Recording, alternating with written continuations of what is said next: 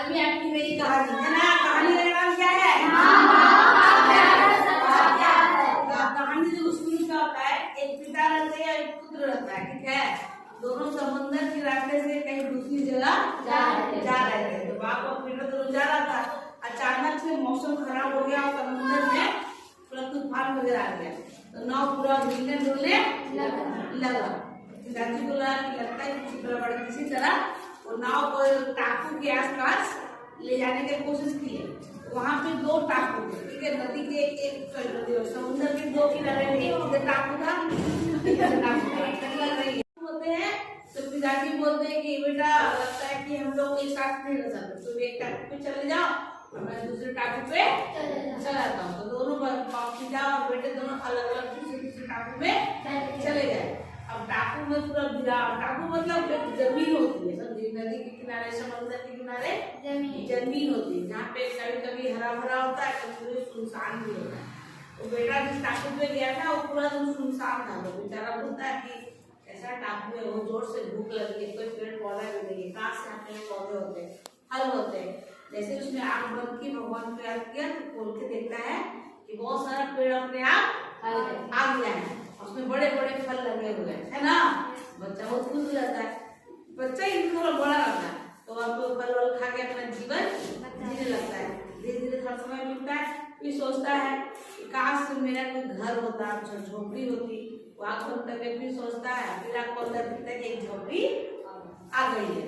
फिर खुद तो रहने लगता है, चलो झोपड़ी तो ठीक है, काश मेरी वो पत्नी होती, हम घर में रहते। फिर वो सोचता है, तब गिरा खोलता है तो देखते तो महिला खड़ी है। अब तो पूरा कुछ दिन जाता है, लेकिन अब सोचता क्या है कि जब भगवान मेरा सब सुन रहे हैं तो क्यों नहीं इस टापू से निकला जाए और शहर की ओर जहाँ मेरा घर है वहाँ जाया जाए। लेकिन उसके लिए एक नाव की जरूरत है, तभी ना निकलेंगे। तो नाव को खोलता है, बोले क्या पता मेरा सब भगवान पूरा कर रहे थे, पूरा हो जाएगा ना। फिर वो हाथ जोड़ता है, भगवान से मांगता है कि भगवान सब चीज तो दे ही रहे हैं, तो एक नाव भी दे दीजिए ताकि मैं यहाँ से निकल के अपने घर जा सकूं। तो आप लोग तो सही में किनारे में नाव लगी हुई है ना। इस तरह से जैसे नाव लगा पत्नी को लेके उस नाव में बैठ जाता है, जाने लगता है।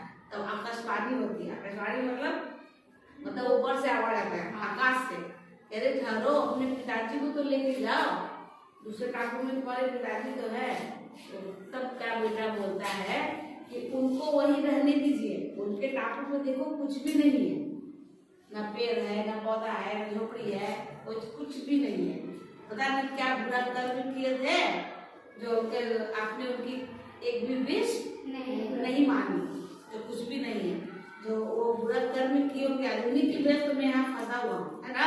ऐसे बेटा बोल दिया। तो भगवान बोले तुम ये जानना नहीं चाहोगे कि तुम्हारे पापा जो है, तुम्हारे पिताजी जो है वो क्या मांग रहे हैं? तो बेटा बोलता है कि हाँ हाँ बताइए ना, ऐसा क्या मांग रहे हैं वो आपसे जो आप दे नहीं पा रहे? बोले बेटा तुम्हारे पिताजी बस यही मांग रहे हैं कि जो भी मेरा बेटा मांगे भगवान उसको दे दे, है ना। तो उस बेटे की आंख से आंसू निकल जाता है ना।